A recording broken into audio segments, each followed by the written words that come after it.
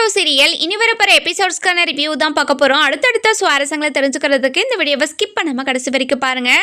பாண்டியன் குடும்பத்தில் இருக்கிற எல்லாருமே வெளியே கொண்டு வரதுக்காக முத்துவேலு, சக்திவேலு, அதுக்கப்புறம் மீனாவோட அப்பா இவங்க 3 பேருமே வக்கீல் கிட்ட பேசிக்கிட்டு இருக்காங்க.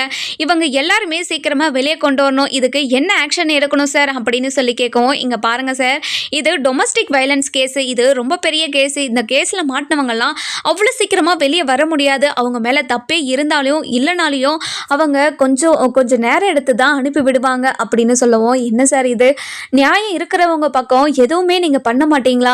இங்கே பாருங்கள் சார், அந்த குடும்பத்தில் இருக்கிற யாருமே இந்த மாதிரி பண்ண மாட்டாங்க சார். இங்கே பாருங்கள் சார், நீங்கள் சொல்கிறதெல்லாம் எனக்கு புரியுது. நீங்கள் சொல்கிறதெல்லாம் வச்சு பார்த்தா அந்த குடும்பத்து மேலே எந்த ஒரு தப்புமே இல்லை, ஒரு பொய்யான கேஸை தான் கொடுத்துருக்காங்கன்னு நீங்கள் சொல்கிறத வச்சே எனக்கு புரியுது. ஆனால் இது எல்லாத்துக்குமே ஆதாரம் வேணுமே. ஆதாரம் இருந்தால் மட்டும்தானே நம்புவாங்க. அவங்க பொண்ணை வீட்டை விட்டு துரத்துற மாதிரி அவங்க வீடியோ ஆதாரம் வச்சுருக்காங்க. அந்த ஆதாரமே போதும் இது எல்லாத்துக்கும் நம்புறதுக்கு. அதனால் நம்ம கொஞ்சம் பொறுமையாக இருந்து அந்த குடும்பத்தை பற்றி எல்லாத்தையுமே நம்ம விசாரிச்சுட்டு தான் அதுக்கப்புறம் இந்த கேஸை நம்ம மூவ் பண்ண முடியும். ஃபஸ்ட்டு இந்த கேஸை அவங்கள விசாரிக்க சொல்லலாம், போயிட்டு அதுக்கான மூவை பண்ண சொல்லலாம் அப்படின்னு சொல்லவும், சரிங்க சார், இதுக்கான ஆக்ஷனை ஃபஸ்ட்டு எடுங்க அப்படின்னு வக்கீலை கூட்டிகிட்டு உள்ளே போகிறாங்க. உள்ளே போன உடனே வக்கீல் இருந்துட்டு, இங்கே பாருங்கள் மேடம், நான் வக்கீல் பேசுகிறேன் அப்படின்னு சொல்லவும், இங்கே பாருங்கள் சார், இந்த கேஸை பற்றி உங்களுக்கே தெரிஞ்சிருந்தோம், நீங்களும் இப்படி பேசுகிறீங்களே, உங்களுக்கு எப்படி சார் நான் சொல்லி புரிய வைப்பேன்னு எனக்கே தெரியல சார் அப்படின்னு சொல்லவும், இங்கே பாருங்கள் மேடம், இந்த கேஸை பற்றி எனக்கும் முழுசாக தெரிஞ்சிருந்தனால தான் இப்போ உங்ககிட்ட பேசலான்னு வந்திருக்கேன்.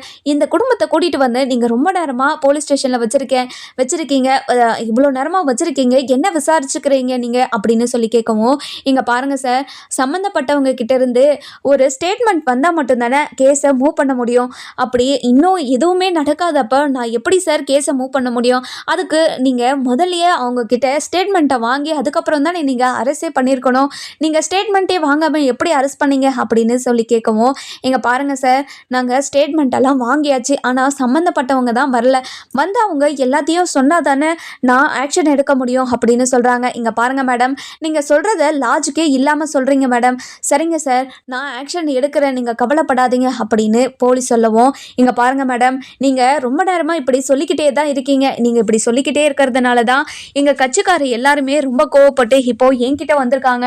இப்போது நீங்கள் உடனடியாக ஆக்ஷன் எடுத்து தான் மேடம் ஆகணும். அந்த குடும்பத்தில் இருக்கிறவங்க போயிட்டு விசாரிங்க, அவங்க தப்பு பண்ணாங்க இல்லையான்னு நீங்கள் விசாரிச்சா தானே தெரியும்.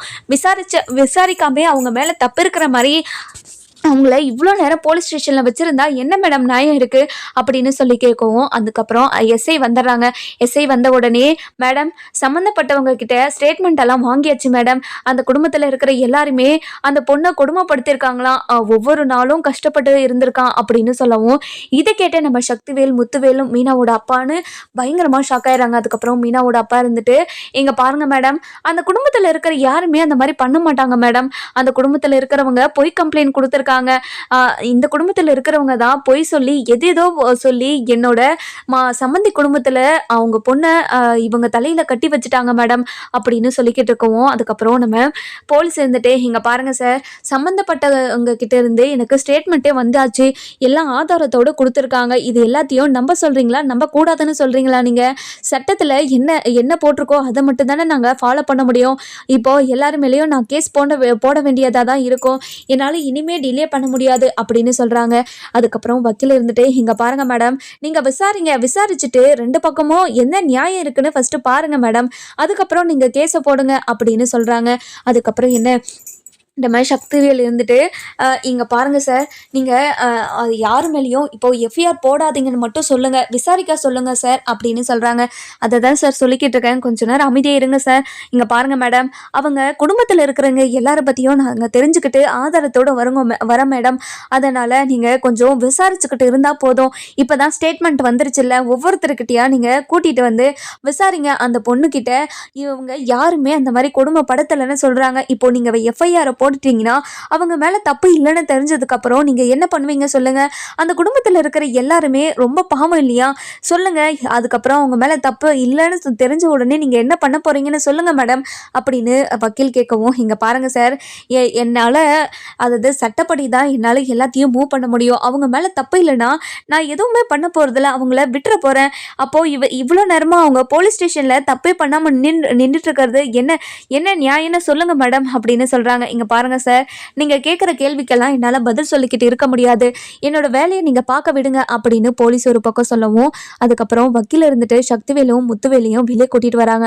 வெளியில கூட்டிட்டு வந்து, இங்க பாருங்க சார், நீங்க சீக்கிரமா அந்த குடும்பத்துல பத்தி எல்லார பத்தியும் எனக்கு தெரிஞ்சாகணும்.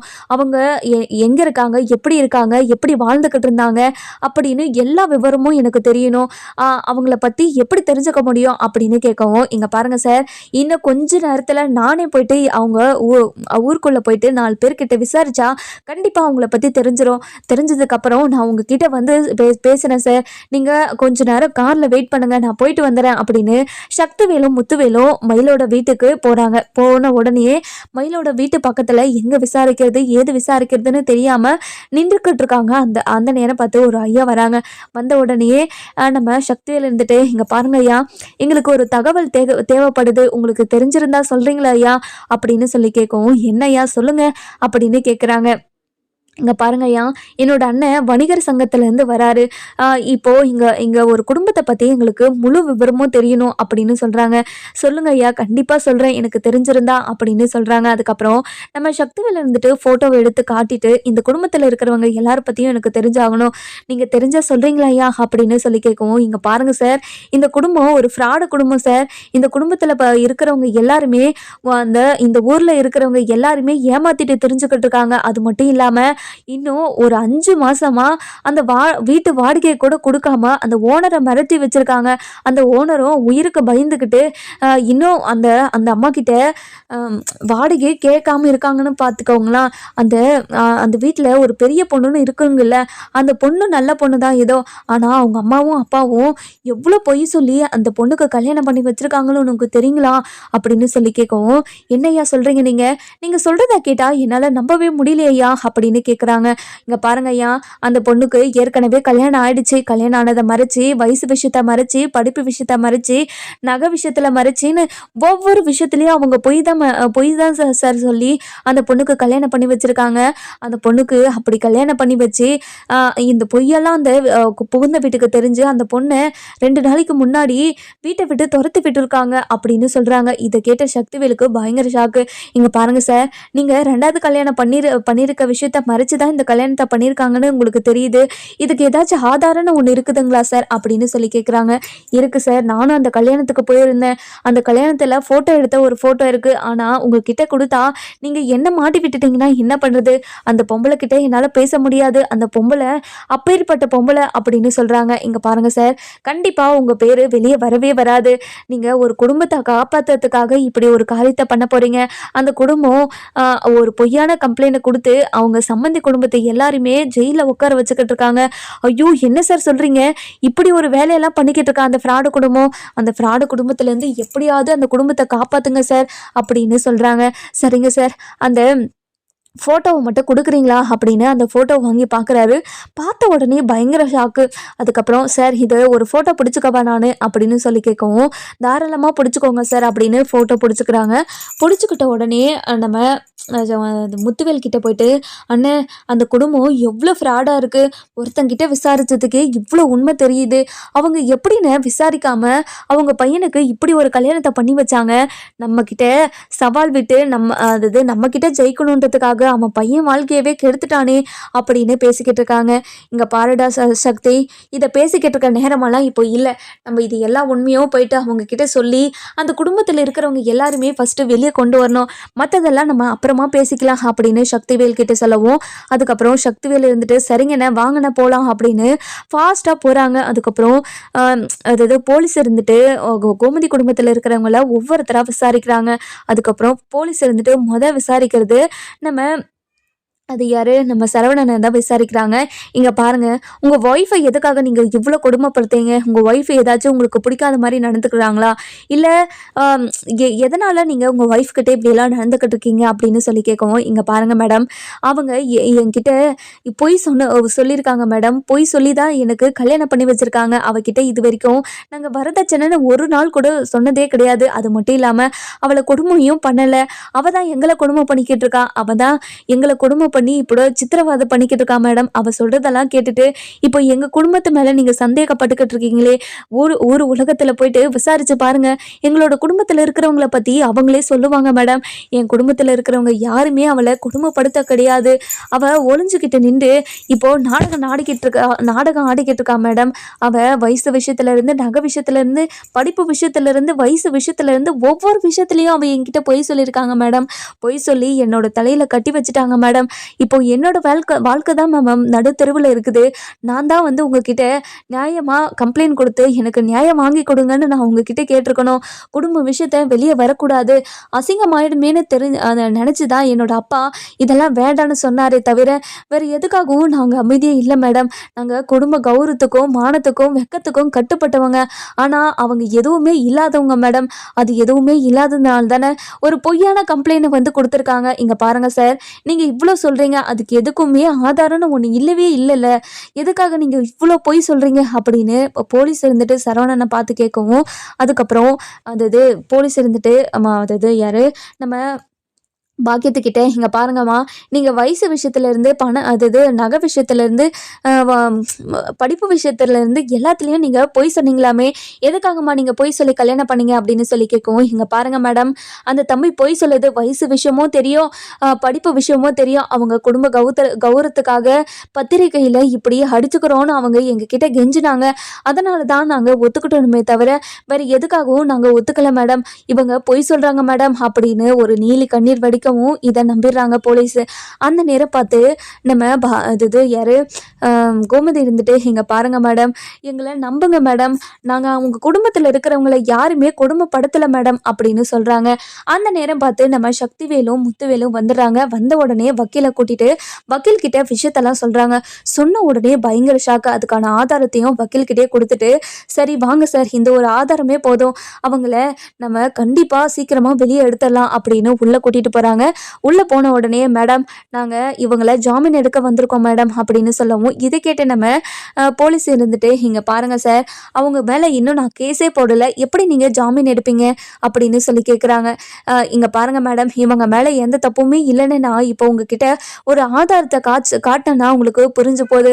இவங்க குடும்பத்துல இருக்கிறவங்க கிட்ட போயிட்டு அக்கத்துல இருக்கிறவங்க ஒரு 4 பேர்கிட்ட விசாரிச்சாவே இவங்க குடும்பத்துல இருக்கிறவங்க பத்தியெல்லாம் புட்டு வச்சிருவாங்க மேடம். இவங்க ஒரு ஃப்ராடு ஃபேமிலி.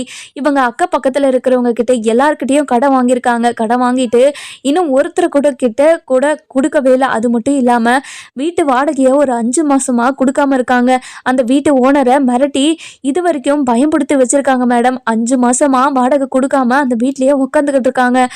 அந்த வீட்டு ஓனரும் உயிருக்கு பயந்துக்கிட்டு இன்னும் எந்த வாடகையும் கேட்காம இருக்காரு மேடம். அது மட்டும் இல்லாம இவங்க என்னென்ன பொய் சொல்லியிருக்காங்கன்னு உங்களுக்கு தெரியுங்களா மேடம்? இவங்க பொண்ணுக்கு 2வது கல்யாணம் தான் பண்ணுறோன்ற விஷயத்த மறைச்சு கல்யாணம் பண்ணியிருக்காங்க. வயசு விஷயத்துலேருந்து, படிப்பு விஷயத்துலேருந்து, நகை விஷயத்துலேருந்து, குழந்தை விஷயத்துலேருந்து இந்த குடும்பத்தில் இருக்கிறவங்கள ரொம்ப மன உடைச்சலுக்கு ஆளாக்கியிருக்காங்க மேடம். சொல்லப்போனால் நாங்கள் தான் இவங்க மேலே கேஸை கொடுக்கணும் அப்படின்னு சொல்கிறாங்க. இதை கேட்ட பாக்கியத்துக்கும் பயங்கரமாக ஷாக் ஆயிடுது. ஐயோ, 2வது கல்யாணம் பண்ணி வச்ச விஷயம் வெளியே வந்துருச்சு அப்படின்னு நெஞ்சு பிடிச்சிக்கிட்டு நிற்கிறாங்க. இதை கேட்ட கோமதிக்கு பயங்கரமாக ஷாக் ஆயிடுது. அண்ணன், என்னென்ன சொல்கிறீங்க நீங்கள்? ஆமாம் கோமதி, இவங்க பொண்ணுக்கு 2வது கல்யாணம் தான் பண்ணி வச்சுருக்காங்க. உங்கள் பையனுக்கு ஏற்கனவே ஒரு கல்யாணம் நடந்திருக்கு. அந்த கல்யாணத்தில் ஒரு வயசானவனை கல்யாணம் பண்ணி வச்சுருக்காங்க. அந்த வயசானவன் கல்யாணம் பண்ணி கொஞ்ச நாள் இறந்து போயிட்டான். அதுக்கப்புறம் இவங்க பொண்ணை இவங்க கூடயே கொண்டு வந்து வச்சுக்கிட்டாங்க. அதனால ரொம்ப நிறைய இடத்துல இவங்க பொண்ணு பார்த்துருக்காங்க, மாப்பிள்ளையே பார்த்துருக்காங்க. ஆனால் யாருமே இவங்க உண்மையெல்லாம் கேட்டு கல்யாணம் பண்ணிட்டு போகலன்றதுக்காக இவங்க இத்தனை பொய்ய சொல்லி உங்க தலையில கட்டி வச்சிருக்காங்க அப்படின்னு சொல்றாங்க. இதை கேட்ட நம்ம சரவணனுக்கு அப்படின்னு நெஞ்சே வடிச்சிருது. ஐயோ எம்மா, இப்படி ஒருத்தைய கல்யாணம் பண்ணி வச்சுட்டீங்களே அப்படின்னு அந்த போலீஸ் ஸ்டேஷன்லயே கத்த ஆரம்பிச்சிடுறாரு. அதுக்கப்புறம் நம்ம கோமதி இருந்துட்டு சரவணன் கிட்ட போயிட்டு, இங்கே பாருடா சரவணா, எங்களை மன்னிச்சிருடா, இப்படி ஒரு வாழ்க்கையே உனக்கு அமைச்சு வச்சுட்டோங்களேடா, இப்படி ஒரு நீ சந்தோஷமாக இருக்கணுன்றதுக்காக தாண்டா இப்படி ஒரு கல்யாணத்தை நாங்கள் பண்ணி வச்சோம். ஆனால் இப்படி ஒரு கேடு கெட்ட குடும்பத்தில் இருந்து ஒரு பொண்ணை எடுத்து உங்களுக்கு கட்டி வச்சுட்டேமாடா அப்படின்னு பயங்கரமாக அழுதுகிட்டே இருக்காங்க. அதுக்கப்புறம் மீனா இருந்துட்டு வாய்மலை கையை வச்சுக்கிட்டு என்ன பேசுறதுனே தெரியாமல் அமைதியாக நின்றுட்டு இருக்காங்க. அதுக்கப்புறம் சரவணன் இருந்துட்டு பயங்கரமாக அழுகிறத பார்த்து போலீஸ் இருந்துட்டு பயங்கரமாக ஷாக் ஷாக் ஆயிடுறாங்க. அதுக்கப்புறம் போலீஸ் இருந்துட்டு பாக்கியத்துக்கிட்டே, "இங்க பாரும்மா, நீங்க சொல்றது உண்மையா? இல்ல அவங்க சொல்றது உண்மையா? நீங்க மட்டும் இப்போ உண்மைய சொல்லலைன்னா, இப்போ லாக்கப்ல போட்டு ஒரு லாடம் கட்டுனேன்னா உங்களுக்கு தெரிஞ்சிருது. கண்டிப்பா நான் உங்கள அடிச்சு தான் உண்மைய வர வைக்கணும்னா, கண்டிப்பா உங்கள அடிச்சிருவேங்க மேடம். நீங்க உண்மைய சொல்றீங்களா? இல்லையா?" அப்படின்னு சொல்லி கேட்கவும், இத கேட்ட பாக்கியத்துக்கு அப்போதைக்கு உண்மைய சொல்லக்கூடாது. கண்டிப்பா உண்மைய சொன்னா நம்ம போயிட்டு ஜெயில் களி தின்னணும் அப்படின்னு நினைக்கிறாங்க. "இங்க பாருங்க மேடம், அவங்க ஏதோ பொய் சொல்லிக்கிட்டு இருக்காங்க மேடம். என்னோட பொண்ணுக்கு இது கல்யாணம் தான் மேடம். இது உண்மைய தான் மேடம் சொல்றேன் நானு" அப்படின்னு சொல்லவும், "இங்க பாருங்க மேடம், அவங்கள சத்தியம் பண்ணி சொல்ல சொல்லுங்க மேடம். நான் நம்புறேன்" அப்படின்னு சொல்றாங்க. அதுக்கப்புறம் நம்ம பாக்கியத்துக்கிட்ட சத்தியம் கேட்குறாங்க. ஆனா நம்ம பாக்கியம் இருந்துட்டு திரு திருன்னு முழிச்சுக்கிட்டு இருக்கிறத பார்க்குறாங்க. பார்த்த உடனே போலீஸுக்கு புரிஞ்சிருது. இவங்க மேல தான் தப்பு இருக்குன்ற விஷயத்த புரிஞ்சுக்கிறாங்க. அதுக்கப்புறம், "இங்க பாருங்கம்மா, உங்க மேல தான் தப்பு இருக்குன்னு தெரிஞ்சதுன்னா, கண்டிப்பா உங்கள ஒரு 4, 5 வருஷமாவது நான் ஜெயில்ல போட்டு தான் தீருவேன்" அப்படின்றாங்க. இத கேட்டு நம்ம மாணிக்கம் இருந்துட்டு அ உயிருக்கு பயந்துகிட்டு, "இங்க பாருங்க மேடம், அந்த குடும்பத்து மேல எந்த தப்புமே இல்ல மேடம். எ என்னோட பொண்ணோட வாழ்க்கைய காப்பாத்துறதுக்காக எங்களுக்கு வேற வழியே தெரியாம தான் இப்படி ஒரு வேலைய பண்ணிட்டோம் மேடம். எங்கள மன்னிச்சிடுங்க மேடம்" அப்படின்னு எல்லார் முன்னாடியும் சொல்லவும், இத கேட்ட போலீஸ்க்கு பயங்கரமா ஷாக் ஆயிடுது. "இங்க பாரும்மா, எங்களெல்லாம் பார்த்தா உனக்கு எப்படி தெரியுதும்மா? எங்களெல்லாம் பார்த்தா பொய் கேஸ் எழுதுற மாரி தெரியுதாம்மா உனக்கு?" அப்படின்னு சொல்லி கேட்கும். "இங்க பாருங்க மேடம், என்னோட பொண்ணு வாழ்க்கைய காப்பாத்துறதுக்காக நான் எந்த எல்லைக்கும் போகவும் போகவும் மேடம். இப்போ என்னோட பொண்ணோட வாழ்க்கைய காப்பாத்தி தர முடியுமா? முடியாதா உங்களால?" அப்படின்னு சொல்லி கேட்கவும், "இங்க பாருங்கம்மா, உங்க மேல இவ்ளோ பெரிய தப்பெல்லாம் வச்சுக்கிட்டு எப்படிம்மா உங்களால மனசாட்சியே இல்லாம இப்படியெல்லாம் பேச முடியுது? கண்டிப்பா உங்களுக்கு டிவோர்ஸ் குடுக்கறது தாம்மா கரெக்டான பதிலு. கோர்ட்டுக்கு போனாலும் கண்டிப்பா ஜட்ஜே இப்படி ஒரு முடிவ தான் சொல்லுவாரு" அப்படின்னு சொல்றாங்க. இத கேட்டு நம்ம பாக்கியத்துக்கு, "இங்க பாருங்க மேடம், அப்போ ஜீவான்சமா எனக்கு அவங்க சொத்தவே எழுதி குடுக்க சொல்லுங்க மேடம்" அப்படின்னு சொல்லி கேட்குறாங்க. இத கேட்ட சக்திவேலும், முத்துவேலும் பயங்கர கோவத்தோட, "இங்க பாருங்க மேடம், இப்படி இப்படி ஒரு கேடுகெட்ட அவங்க கம்ப்ளைண்ட் குடுத்தா எடுத்து இவங்கள இவ்ளோ நேரமா போலீஸ் ஸ்டேஷன்ல உட்கார வச்சுட்டு இருந்தீங்க. இந்த குடும்பத்துல இருக்கிறவங்கலாம் எவ்ளோ நியாயத்துக்கும் தர்மத்துக்கும் கட்டுப்பட்டவங்கன்னு உங்களுக்கு தெரியுங்களா மேடம்? அது தெரிஞ்சிருந்தா நீங்க எதுவுமே இப்படி பண்ணியிருக்க மாட்டீங்க" அப்படின்னு சொல்லி கேட்குறாங்க. "இங்க பாருங்க சார், யாரு கம்ப்ளைண்ட் கொடுத்தாலும் ஆக்ஷன் எடுக்க வேண்டியது என்னோட பொறுப்பு. இங்க பாருங்க மேடம், ஆக்ஷன் எடுக்க வேண்டியது உங்களோட பொறுப்பு தான். ஆனா நீங்க எவ்வளோ நேரமா போலீஸ் ஸ்டேஷன்ல நிக்க வச்சுக்கிட்டு இருந்தீங்க சொல்லுங்க. இவங்க அக்கம் பக்கத்துல இருக்கிறவங்கலாம் என்ன நினைப்பாங்க? ஊர் முன்னாடி வச்சு இவங்கள போலீஸ் ஸ்டேஷன்ல ஜீப்ல வச்சு இழுத்துட்டு போனீங்க. அப்போ இவங்க குடும்பத்துல இருக்கிறவங்க எவ்வளோ கஷ்டப்பட்டிருப்பாங்க, எவ்வளோ மன உடைச்சலுக்கு ஆளாயிருப்பாங்க. இப்படி இருக்கும்போது எப்படி மேடம் நீங்க பண்ணதெல்லாம் சரின்னு ஆகும்? இப்போ அவங்க பண்ணது தப்புனா, நீங்க பண்ணதும் மிகப்பெரிய தப்பு தான் மேடம். இதுக்கு நீங்க என்ன பதில் சொல்லப் போறீங்க?" அப்படின்னு பயங்கர கோவத்தோட சக்திவேலும், முத்துவேலும் கேட்கவும், "இங்க பாருங்க சார், நாங்க பண்ணதெல்லாம் தப்பு தான் சார். எங்கள மன்னிச்சிடுங்க சார்" அப்படின்னு சொல்லவும், "ஓ, நீங்க கேட்குற ஒரே ஒரு மன்னிப்பால அவங்க கஷ்டமெல்லாம் தீர்ந்துற போகுதுன்னு நினச்சிக்கிட்டு இருக்கீங்களா நீங்க? அது எதுவுமே தீர போறதே கிடையாது. பேசுறவங்க பேசிக்கிட்டே தான் இருப்பாங்க. கண்டிப்பா அவங்க வாய அடக்கவே முடியாது" அப்படின்னு பேசிக்கிட்டு இருக்காங்க. இதெல்லாம் கேட்ட நம்ம சரவணந்துட்டு, "இங்க பாருங்க மேடம், கண்டிப்பா அவ என்னோட டிவோர்ஸுக்கு சம்மதம் சொல்லி தான் ஆகணும். நீங்க எப்படியாச்சும் அவள இங்க வர வைங்க மேடம்" அப்படின்னு சொல்றாங்க. அதுக்கப்புறம் நம்ம போலீஸ் இருந்துட்டு, "இங்க பாருங்கம்மா, உங்களோட பொண்ண நீங்க சீக்கிரமா இப்போ போலீஸ் ஸ்டேஷனுக்கு கொண்டு வந்து நிறுத்தணும். நிறுத்தல நீங்க 3 பேருமே ஜெயிலுக்கு போயிட்டு களி தின்ன வேண்டிய அவசியம் வந்துடும் தெரிஞ்சுக்கோங்க" அப்படின்னு சொல்லவும், அதுக்கப்புறம் பாக்கியம் இருந்துட்டு ரொம்பவே பதறி போயிட்டு நம்ம மயிலுக்கு கால் பண்றாங்க. கால் பண்ணி, "எங்க மயிலு இருக்க?" அப்படின்னு சொல்லி கேட்கவும், "மா, என்னம்மா நீ பண்ணிக்கிட்டு இருக்க? நீ பண்ற வேலையெல்லாம் பார்த்தா எனக்கு ரொம்ப பயமா இருக்குமா. அவங்களுக்கு நம்ம மேல இருக்க கோவம் அதிகமாயிடுமா. ஏம்மா இப்படியெல்லாம் பண்ணிக்கிட்டு இருக்க? இங்க பாருடி, நீ உடனே கிளம்பி போலீஸ் ஸ்டேஷனுக்கு வாடி" அப்படின்னு சொல்லி கேட்கவும், "இங்க பாரும்மா, ஏதாச்சும் பிரச்சனை ஆயிடுச்சாம்மா?" அப்படின்னு சொல்லி கேட்கவும், "இங்க பாருடி, நீ இப்ப முதல்ல போலீஸ் ஸ்டேஷனுக்கு கிளம்பி வாடி" அப்படின்னு சொல்லி கூப்பிடுறாங்க. கூப்பிட்ட உடனே என்னவா இருக்கும், ஏதுவா இருக்கும் அப்படின்னு பதறி போயிட்டு போலீஸ் ஸ்டேஷனுக்கு போறாங்க. போன உடனே நம்ம அதாவது அழுதுகிட்டு உள்ளே போகிறாங்க. நம்ம மயில பார்த்த கோமதியும், கோமதி வீட்டில் இருக்கிற எல்லாருமே பயங்கர கோவத்தோட மயிலை பார்த்துக்கிட்டு இருக்காங்க. அதுக்கப்புறம் போலீஸ் இருந்துட்டு, "இங்க பாருங்கம்மா, உங்கள் மாமியார் குடும்பத்தில் இருக்கிற எல்லாருமே உன்னை படுத்துறதா சொல்லிக்கிட்டு இருந்தியே.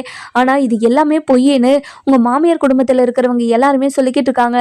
எதும்மா உண்மை சொல்லுமா" அப்படின்னு சொல்லி கேட்கவும், "இங்க பாருங்க மேடம், நீங்கள் வீட்டுக்கு வந்தப்பயே நான் எல்லா உண்மையும் உங்ககிட்ட சொல்லியிருக்கணும். ஆனால் எங்கள் அம்மா பேச்சை கேட்டு நான் உங்ககிட்ட பொய் சொல்லியிருக்க கூடாது மேடம். என்னோட வாழ்க்கையை காப்பாத்துறன்றதுக்காக இப்படி ஒரு பொய்யை எல்லார்கிட்டயும் சொல்லி வச்சிருக்காங்க மேடம்" அப்படின்னு சொல்றாங்க. அதுக்கப்புறம் நம்ம பாக்கியம் இருந்துட்டு பயங்கரமா திருன்னு முழிச்சுக்கிட்டே இருக்காங்க. "மா நீ என்னம்மா சொல்ற? தெளிவா சொல்லுமா." "இங்க பாருங்க மேடம், என்னோட அம்மா தான் மேடம். இவங்க இவங்க குடும்பத்துல இருக்கிற எல்லார்கிட்டயும் பொய் சொல்லி என்ன அந்த குடும்பத்துக்கு கல்யாணம் பண்ணி வச்சாங்க மேடம். அந்த பொய்ய சொல்லாதீங்க. பொய் சொல்லி கல்யாணம் பண்ணா இந்த ஒரு வாழ்க்கை நிலைக்காதுன்னு நான் எத்தனையோ முறை என்னோட அம்மாகிட்டயும், அப்பாகிட்டயும் சொன்னேன். ஆனா அவங்க எதுவுமே கேட்காம, எனக்கு அப்புறம் ஒரு தங்கச்சி இருக்கா. அந்த தங்கச்சியோட வாழ்க்கை நல்லா இருக்கணும். சீக்கிரமா எனக்கும் கல்யாணம் நடக்கணும். எவங்கிட்டயாவது என்ன புடிச்சு குடுத்துடணுன்றதுக்காக அவசரமா பொய் சொல்லி எனக்கு ஒரு கல்யாணத்த பண்ணி வச்சாங்க மேடம். அந்த கல்யாணத்த பண்ணிக்கிட்டு ஒவ்வொரு நாளும் நான் நரக வேதனைய அனுபவிச்சுக்கிட்டு இருந்தேன் மேடம். ஏதாவது உண்மை சொல்லி என்னை எப்போ வீட்டை விட்டு துரத்த போறாங்களோன்னு நெனச்சு இப்போ வரைக்குமே நான் கஷ்டப்பட்டுக்கிட்டு தான் மேடம் இருந்தேன். ஆனா இப்பயும் இவ்வளோ பொய்யும் வீட்டுக்கு தெரிஞ்சும் திரும்பவும் ஒரு பொய் கம்ப்ளைண்ட் குடுத்து அவங்க எங்க மேல இருக்கிற கோவத்தெல்லாம் அதிகம் தான் மேடம் படுத்திருக்காங்க. அவங்கள பார்த்தாவே எனக்கு அவ்வளோ கோவமா இருக்கு மேடம். எனக்கு அம்மா அப்பா பேச்ச கேட்டா வாழ்க்கை நல்லா இருக்குன்னு சொல்லுவாங்க. ஆனா என்னோட விஷயத்துல அப்படி இல்ல மேடம். அவங்க பேச்ச கேட்டதுனால தான் என்னோட வாழ்க்கையே நடுத்தெருவுல நின்னுட்டுருக்கு அப்படின்னு ரொம்பவே மனசு வலியோட பேசவும், இத கேட்ட சரவணனுக்கு, "இங்க பாருடி, நாடகம் போடாதடி. உனக்கு இது 2வது கல்யாணம் நடந்திருக்காமே. இந்த விஷயத்த ஏன்டி எங்ககிட்ட சொல்லல நீ?" அப்படின்னு சொல்லி கேட்கவும், இத கேட்ட மயிலுக்கு பயங்கரமா ஷாக் ஆயிடுது. இந்த விஷயம் எப்படி இவங்களுக்கு தெரிஞ்சுச்சு அப்படின்னு ரொம்பவே பதறி போயிட்டு, மாமா இந்த விஷயம் உங்களுக்கு எப்படி மாமா தெரியும்?" அப்படின்னு சொல்லி கேட்கவும், "இங்க பாருடி, உன்னோட வாயால என்ன மாமான்னு மட்டும் சொல்லவே சொல்லாத. அந்த வார்த்தையை கேட்டாவே எனக்கு அருவருப்பா இருக்கு. காதுல ஈயத்த காய்ச்சி ஊத்துன மாதிரியே இருக்குடி. நீ இன்னொரு தடவை என்ன மாமான்னு சொல்லிட்ட, இந்த இடத்துலயே உன்னை கழுத்தை நெரிச்சு சாவடிச்சிருவேன் தெரிஞ்சுக்கோ." அப்படின்னு சொல்றாங்க. அதுக்கப்புறம் போலீஸ் இருந்துட்டு, "இங்க பாருங்க தம்பி, உங்களோட வலி என்னன்னு எனக்கு புரியுது. இருந்தாலும் நீங்க கோவத்த கண்ட்ரோல் பண்ணுங்க தம்பி. நீங்க இந்த மாரியெல்லாம் பண்ணக்கூடாது தம்பி." அப்படின்னு சொல்றாங்க. "இங்க பாருங்க மேடம், இவ்ளோ தப்பு பண்ணியிருக்கவள நான் என்ன பண்ணட்டும் சொல்லுங்க? என்னோட குடும்பத்துல இருக்கிறவங்கள காலையிலேருந்து இப்போ வரைக்குமே ஜெயில்ல உட்கார வச்சுட்டா இல்ல இவ. இவள நான் சும்மாவே விட மாட்டேன் மேடம்.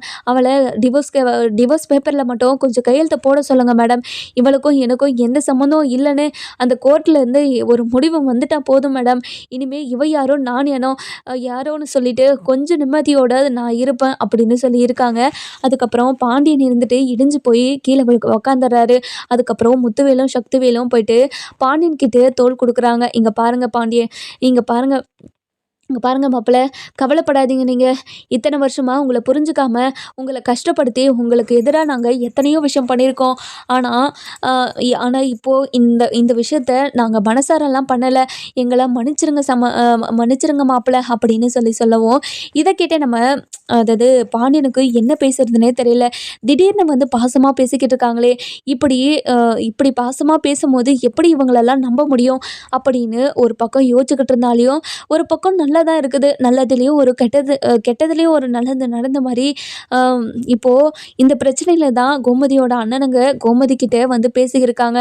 கோமதி கிட்ட பேசுனதை நினச்சி கோமதி ரொம்பவே சந்தோஷப்பட்டிருப்பா அப்படின்னு சொல்லிக்கிட்டு இருக்காங்க. அதுக்கப்புறம் வக்கீல் இருந்துட்டு எல்லாமே போலீஸ்கிட்ட அந்த ஆதாரத்தெல்லாம் கொடுத்து, நம்ம கோமதி குடும்பத்தில் இருக்கிறவங்களை எல்லாருமே வெளியே கொண்டு வந்துடுறாங்க. வெளியே வந்த உடனே நம்ம கோமதி இருந்துட்டு போயிட்டு முத்துவேல்கிட்டேயும் சக்திவேல்கிட்டேயும், "இங்க பாருங்கண்ணே, எனக்கு ரொம்ப நன்றிண்ணே. நீங்கள் இப்படி ஒரு காரியத்தை பண்ணுவீங்கன்னு நினச்சி கூட பார்க்கலண்ணே. எனக்கு ரொம்ப நன்றிண்ணே." அப்படின்னு சொல்லி கையெடுத்து கும்பிட்டுக்கிட்டு இருக்காங்க. அதுக்கப்புறம் நம்ம சக்திவேல் இருந்துட்டு, "இங்கே பாரு தங்கச்சி, நீ இவ்வளோ நாளாக எங்ககிட்ட எங்களோட பாசத்துக்காக நீ ஏங்கிக்கிட்டு இருந்தேன்னு இந்த மரமண்டைக்கு எங்களால் புரிஞ்சுக்க முடியல. இனிமே கண்டிப்பாக உன்னோட ஃபீலிங்ஸை புரிஞ்சுக்கிட்டு என்னோட தங்கச்சிக்கு என்னென்னலாம் பண்ணுமோ எல்லாத்தையுமே நான் பண்ணுறேன். நீ கவலையே படாத. இனிமே உனக்கு எந்த கஷ்டமும் வராமல் நான் பார்த்துக்கிறேன்." அப்படின்னு சொல்லிக்கிட்டு இருக்காங்க. அதுக்கப்புறம் போலீஸ் இருந்துட்டு பாக்கியத்து மேலேயும் மாணிக்கத்து மேலேயும் எஃப்ஐஆர் ஃபைல் பண்ணிடுறாங்க. அதுக்கப்புறம் அது மீனா இருந்துட்டு, "இங்கே பாருங்கள் மேடம், எங்கள் அப்பா அம்மா கிட்ட நீங்கள் சொல்லி வைங்க மேடம். இனிமேல் எந்த தப்பும் பண்ணாதீங்கன்னு, எந்த ஒரு பொய்யும் சொல்லாதீங்கன்னு நீங்கள் இவங்க கிட்ட இன்னொரு தடவை சொல்லுங்கள் மேடம். வாயை திறந்தா பொய் மட்டும்தான் மேடம் சொல்கிறாங்க. இந்த பொய்யை வச்சு தான் மேடம் இது வரைக்கும் எங்கள் வாழ்க்கையை ஓட்டிக்கிட்டு இருந்தாங்க. இனிமேலும் பொய் சொல்லக்கூடாதுன்னு நான் எங்கள் அம்மா கிட்ட எவ்வளவோ சொல்லி பார்த்துட்டேன் மேடம். ஆனால் எங்கள் அம்மா கேட்குற மாதிரியே இல்லை. நீங்களாச்சும் சொன்னால் கேட்பாளா என்னமோ, நீங்களாச்சும் சொல்லுங்கள் மேடம்." அப்படின்னு சொல்லவும், இதை கேட்ட நம்ம போலீஸ் இருந்துட்டு பயங்கர கோவத்தோட, "இங்க பாருங்கம்மா, அவங்க ஜெயில் களி ஒரு 2 வருஷம் சாப்பிட்டாங்கன்னா அவங்களுக்கு புத்தி வரப்போகுது. நீங்க ஏன் இப்படியெல்லாம் கத்திக்கிட்டு இருக்கீங்க? நீங்க வீட்டுக்கு போங்க மேடம்." அப்படின்னு மீனா கிட்ட சொல்லிடுறாங்க. அதுக்கப்புறம் நம்ம மயிலோட அப்பா இருந்துட்டு, அதாவது யாரு மயில்கிட்ட போயிட்டு, "இங்க பாரு மயிலு, உன்னோட அம்மா மேலேயே இப்படி ஒரு புகார குடுக்குறியே, உனக்கே நியாயமா?" அப்படின்னு சொல்லி கேட்கவும், "இங்க பாருங்கப்பா, நீங்க பண்ணதெல்லாம் நியாயமாப்பா? நம்ம மேல தப்ப வச்சுக்கிட்டு, தப்பே பண்ணாதவங்க மேல இப்படி ஒரு கேஸ குடுத்து, அவங்கள எல்லாரையுமே ஜெயில்ல போட்டீங்களேப்பா!" அப்படின்னு சொல்லிக்கிட்டு இருக்காங்க. நம்ம சரவணன் குடும்பத்தில இருக்கிற எல்லாருமே, மயில் குடும்பத்த இருக்கவங்கள என்ன பண்ணுவாங்க, ஏது பண்ணுவாங்கன்னு நம்ம வர எபிசோட்ல பார்க்கலாம். இந்த வீடியோ உங்களுக்கு பிடிச்சிருந்தா லைக் பண்ணுங்க, சப்ஸ்கிரைப் பண்ணுங்க. மறக்காம பெல் ஐகானையும் கிளிக் பண்ணிக்கோங்க.